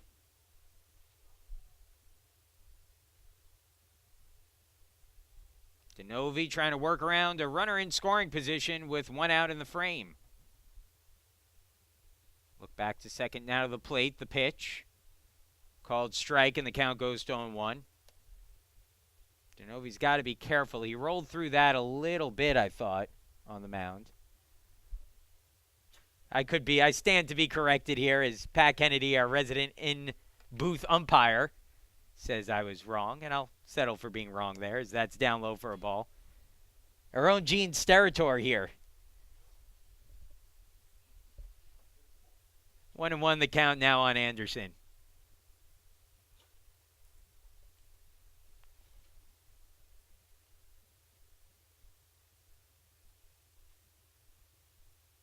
Ground ball hit towards short. Lott has it. Scoops, throws to first. 2 gone. Moving up to third on the play is Dallinghouse.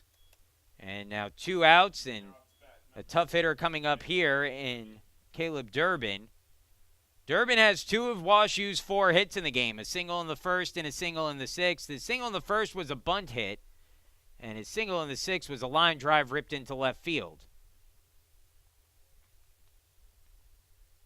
So a tough out at the plate. Durbin batting at .487 on the year, and he's been the best hitter in this WashU lineup.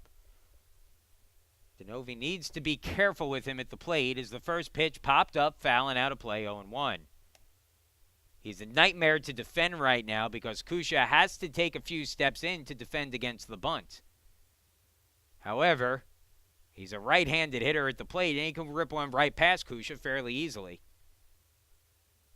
Kusha now a few extra steps back as the 0-1 on the way. And it's popped up in the infield. McConaughey underneath it, calls everyone off, makes the catch, and the inning is over. So a leadoff walk, but DeNovi works around it. We'll move into the bottom of the 7th. The Spartans will try to answer and keep it going after they scored a run in the 6th. In the 7th, Shapiro, Pestle, and Jarrett due up when we return.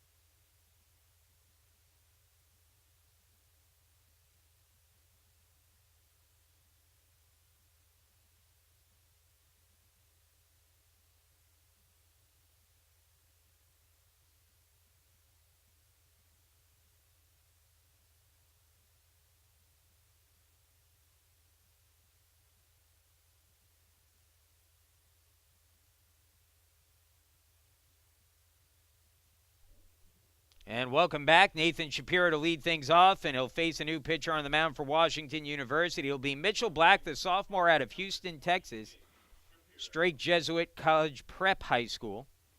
A right-handed pitcher, 5'11", 170 pounds on the season. Black making his 8th appearance of the year and his his 6th out of the bullpen. He's 1-1 with a 1.27 ERA, and through 21 1/3 innings, he has struck out 17 while walking just 4. He's held opponents to a 171 average. That's just 13 hits in 21 1/3 innings of work. Another one of these talented weapons out of the WashU bullpen. He'll come in a 1-1 game, which means Ryan Ludis, despite pitching very well, will leave the game with a no decision. First pitch down and away, 1-0 to Nathan Shapiro, who's batting last inning when Jacob Kusha was caught stealing. Ludis' final line, 6 innings, 4 hits, 1 run, 1 walk, 11 strikeouts. He threw 103 pitches in the game. As the 1-0 swung on and missed at 1-1. I'll tell you, I've said this before, Shapiro does not get cheated on his swings. He is up there hacking. The 1-1. Ground ball hit towards the middle, backhanded by Nagel, who's fresh into the game. His throw to first is low, but dug out by the first baseman Brinkman for the out. Well, Nagel, and I neglected to mention this, coming in as a defensive replacement here just before the start of the inning, after the 9-hitter Tim Van Kirk was pinch hit for in the top of the 7th. And Nagel immediately getting into the action and makes a nice play at second base. A tough backhand, a quick throw, gets the job done, though, and now Jacob Pestle batting with 1 out here in the 7th, and the base is empty. First pitch, Pestle pops it up. Shallow left. In to make the catch in left field as he shades towards left center is Singer. And there are two quickly retired. So 2 outs now as Pestle retired for the 3rd time today. And now Cole Jarrett will be the batter. Jarrett has struck out looking and walked. He drew the only walk today issued by Ryan Ludis on what was a really, really nice at-bat for Jarrett, who fell behind 0-2 in the count and battled back to draw the walk. He takes the first pitch strike there, and the count goes to 0-1. Jarrett projects as a guy who could hit leadoff for this team eventually. As that one down and out from Black, 1-1. Right now that spot filled by Rocco Maw, but if he shows the eye we've seen from him so far this year, he's a guy who's going to reach base a lot during his career. Swing and a miss there, the pitch down and out, 1-2.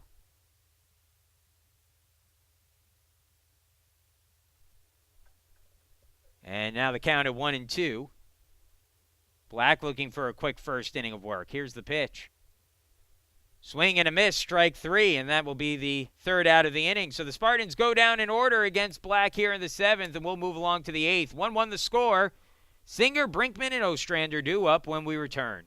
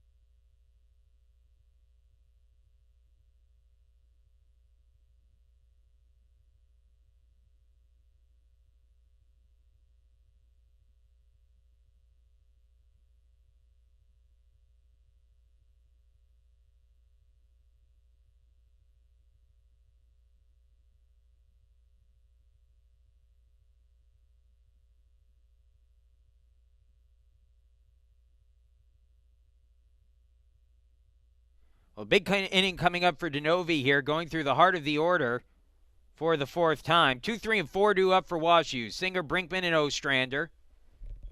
As the Bears and the Spartans all even at a run apiece.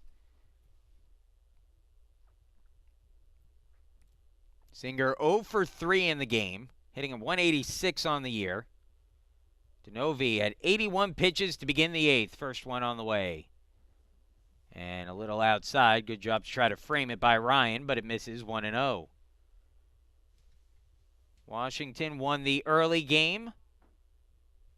7-5 the final score.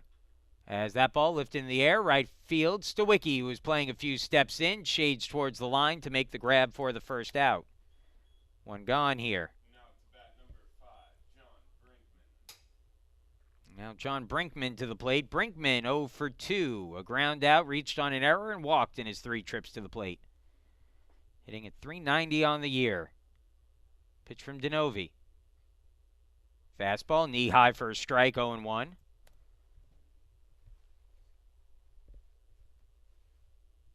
Now the 0-1 on the way.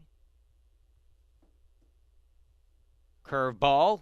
That clipped the outside corner. Good pitch for a strike, 0-2. 1 out, top of the 8th. Base is empty. DeNovi working quick. Here's his 0-2 offering. Up high, 1-2.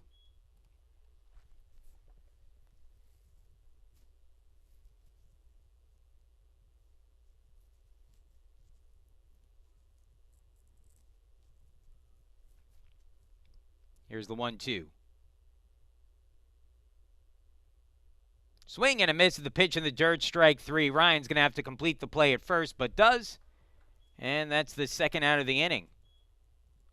Just the 3rd strikeout of the game for DeNovi. Comes on his 87th pitch of the contest. And now 2 gone in the 8th. Batter will be John Ostrander, who's driven in the only run of the game for the Bears. Did it with a single back in the 6th inning. Curveball for a strike, and the count goes to 0-1. A little bit more sweep to that curve there from Denovi. The 0-1. In the air, deep towards left center field. Going back is Pestle. Still going back. Reaches out and makes the catch for the out. And that ends the inning. Denovi, 8 innings of one-run baseball. We'll go to the bottom of the 8th, and the Spartans will try to spur ahead here. It'll be Lott, Ma, and Ryan, 9-1-2 for Case Western Reserve when we come back.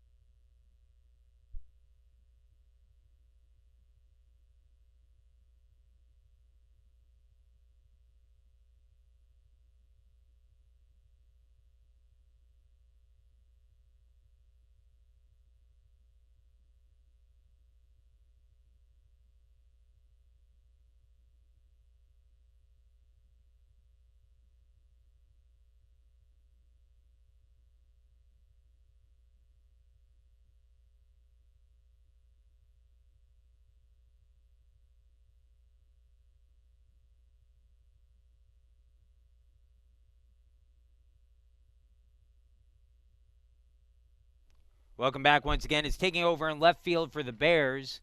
It's going to be Troy Bauer, who pitched in the first game, a defensive replacement. Mitchell Black stays in on the mound, needed just 8 pitches to get 3 outs in the 7th. And we begin the 8th in a 1-1 ball game. Ground ball hit softly to short. Durbin there scoops and throws in time to get Lott. 1 pitch, 1 out. Next up to bat, number 29. So quick out to start the 8th, and now Rocco Ma to the plate. Rocco 1 for 3 in the game, a single, and scored the only run of the game for the Spartans on a sacrifice fly in the 6th.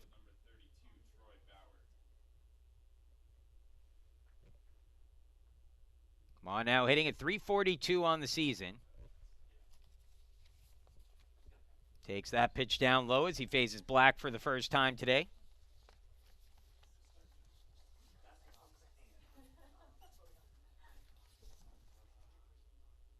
Ma now hits in both games today as he hits that in the air deep towards left center field, but stays in the ballpark. Center fielder Ostrander over and well into left field, makes the catch for the out, and will be 2 gone. So 2 quick outs for Black, who's retired all 5 batters he's faced, and now Jake Ryan to the plate. Ryan 1 for 3 in the game with a base hit.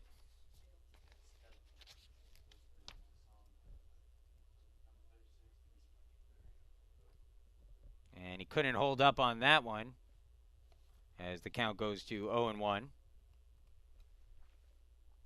Ryan finally broke through for his first hit of the day in his last at bat. Not shading him as much to the opposite field here as he nubs that one foul. And behind in the count now 0-2.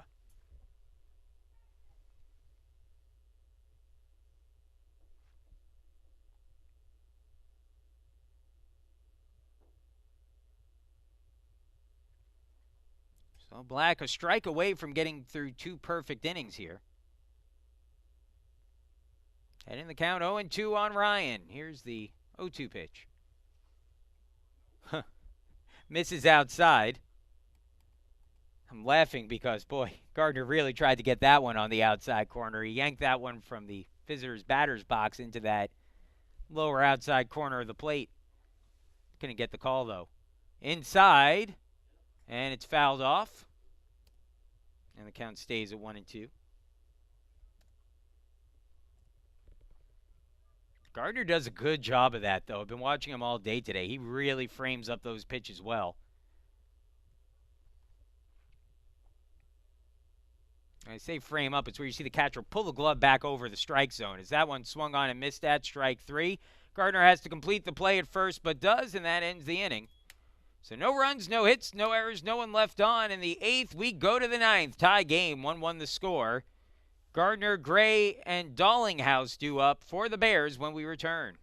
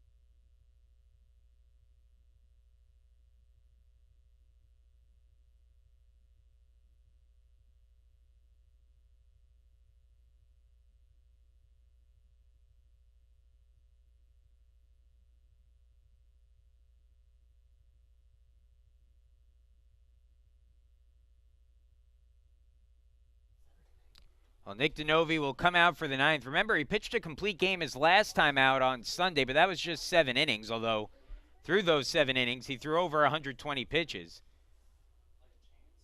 Jake Ryan, I think, having some trouble getting the gear on here after he made the last out of the inning.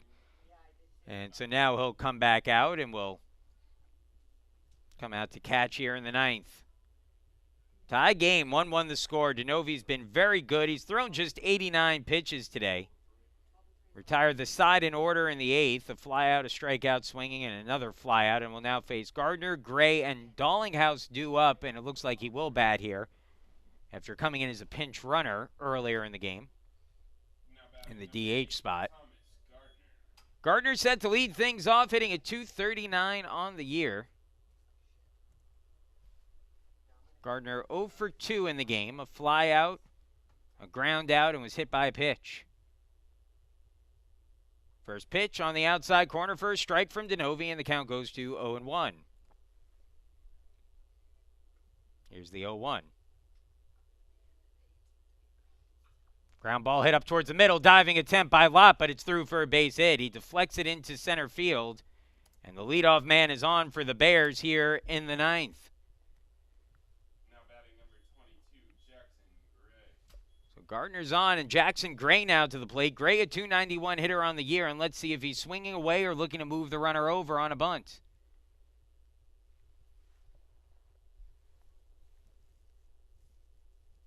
If I'm the Bears, I think I'd take my chances here with Gray swinging away. And maybe before you even let him bunt here, you run. Well, it looks like he will bunt. As the first pitch bunted down the third baseline. Kusha has it, has the play at first, and it's in time for the out. Nobody is covering third. And fortunately for the Spartans, Gardner chose not to take the risk. So it goes as a sacrifice bunt for Gray. 5-3 on the putout. Gardner moves up a bag to second. And the tying run now in scoring position. The go-ahead run, I should say, in scoring position. With 1 out in the inning. We'll get a pinch hitter here. And this will be Brendan Hall, the DH from the earlier game, who will step up. So Hall will bat here for Dallinghouse.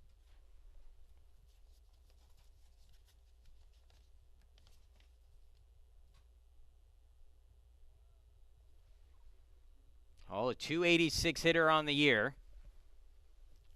And is a base hit away from giving his team the lead. Each team scored a single run in their half of the 6th inning. Other than that, it's been a pitcher's day.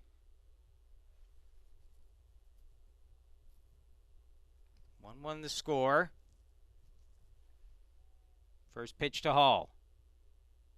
Fastball he went reaching for and misses down and out, but it swung on and missed that, and the count goes to 0-1.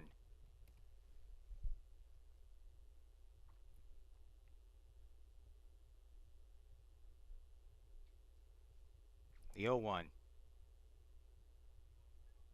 Called strike 2 on the lower outside corner, and now it's an 0-2 count on Hall.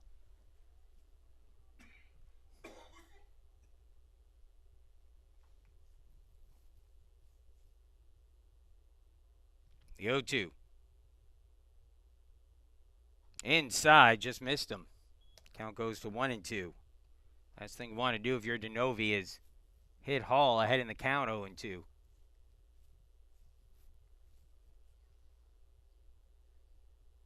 Here's the 1-2. Swing and a miss, strike 3. DeNovi gets the strikeout on his 96th pitch of the game. And there are now 2 gone with a runner at second, and Colin Cahal will be the batter. Cahal 0 for 3 with 3 groundouts. He's hitting at .235 on the year.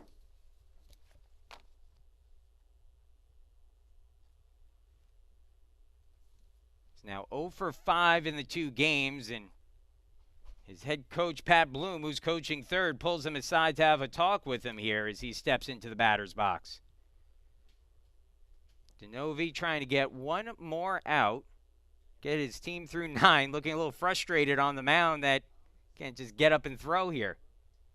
He waits for Cahal to settle in, the third baseman, who has played a great defensive third base, trying to deliver on the offensive side here. First pitch. Line drive, diving attempt, but can't make it in center field is Ma. Coming home on the play is the runner Gardner, and he'll score the go-ahead run. First pitch swinging, Cahal singles into center field. Gardner scores, and it's 2-1 Wash U. A big 2-out hit for Cahal, his first hit of the day, and the Bears take the 2-1 lead with 2 outs in the 9th. Now Evan Nagel to the plate for his first at-bat of the game to try to keep it going here for the Bears. Nagel, a .343 hitter, did not start the second game, but came in as a defensive replacement.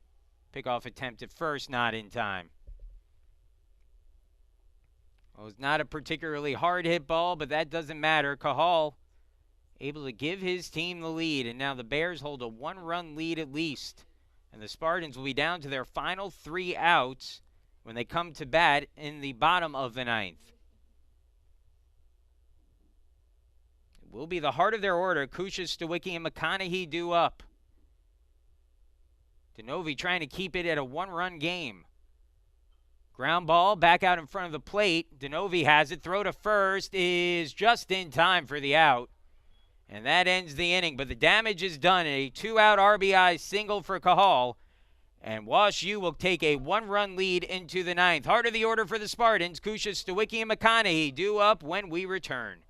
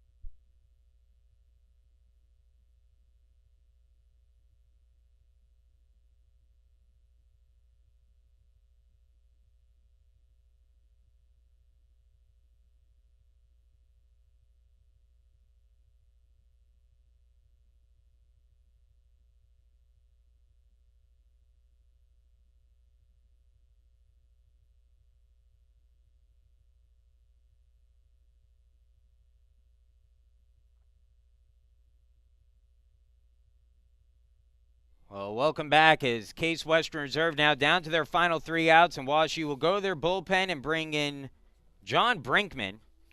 Is it still called going to the bullpen when you bring in your first baseman to pitch?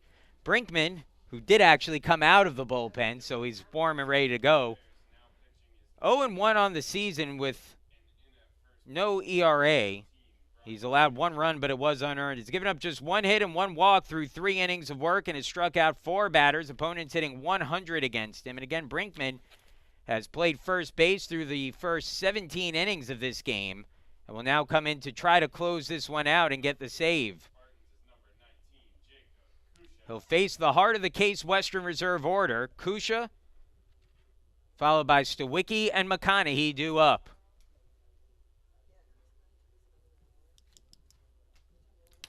Kusha hitting at .413 on the season, 1 for 3 today with a bunt single. Spartans need 1 to tie, 2 to win. They trail 2-1 here in the bottom of the 9th. First pitch, Kusha swings through the fastball and the count goes to 0-1.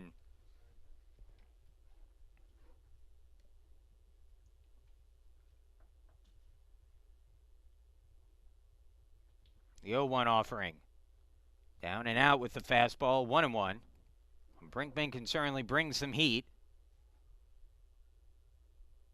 Here's the 1-1 offering.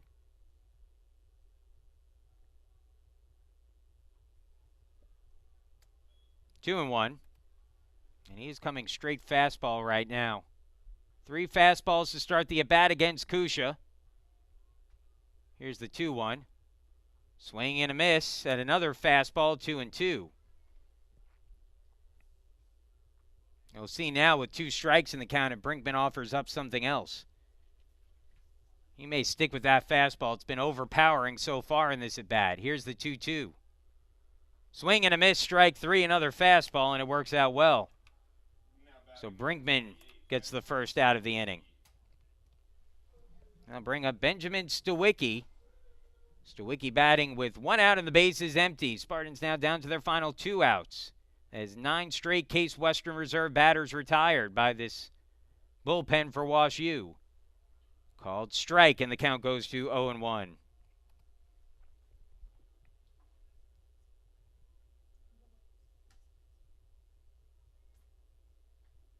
There he took something off. Looked like maybe a little slider. Called a strike on the outside corner, and the count goes to 0-2. Here's the 0-2 pitch.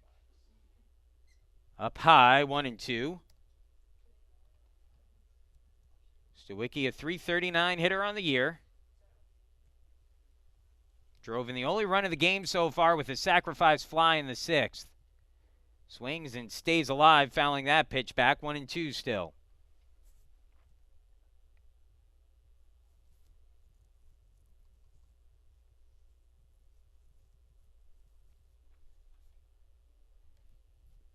Here's the 1-2.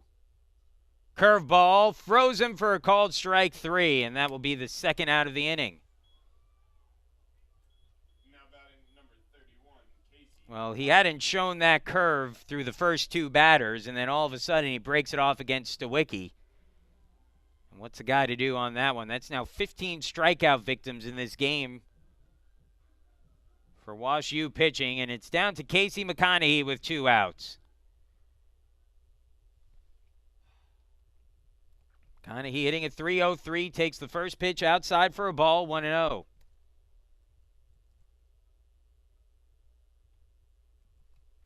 McConaughey 1 for 3 in the game, one of the 4 Case Western Reserve hits.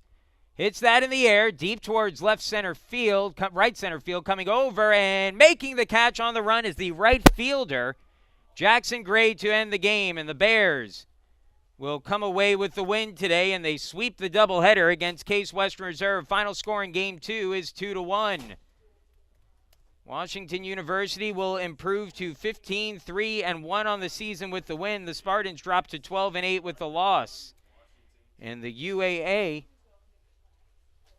the Bears will fall on the year, or pardon me, the Bears improve to 2-0. Case Western Reserve drops to 0-2. The win goes to Mitchell Black out of the bullpen. For Black, he is now 2-1 on the season. The save is the 2nd of the year for Brinkman. And the loss goes to Nick Denovi. Denovi will drop to 3-2 on the year. The game lasted 2 hours and 2 minutes, and attendance here was 135. Want to thank everyone once again for joining us. A reminder that we'll be back with you at some point this weekend for the final 2 games of the series. Not exactly sure when those will be yet, as some pretty heavy rain expected overnight and into tomorrow. Not sure if the 2 teams will try to play tomorrow or if they'll try to wait a day and see if they can get it done Sunday when the weather's supposed to maybe be a little bit better. For all updates, and we'll get you updated on that as soon as we know, go to athletics.case.edu and we'll keep you informed on all that information. Once again, final score here from Nobby's Ballpark, 2-1. WashU with the win in Game 2. They win 7-5 in Game 1 and take a 2-0 lead on the series as we move into the final 2 games at some point in the next 2 days. Have a good evening, everyone. We will see you tomorrow. Take care.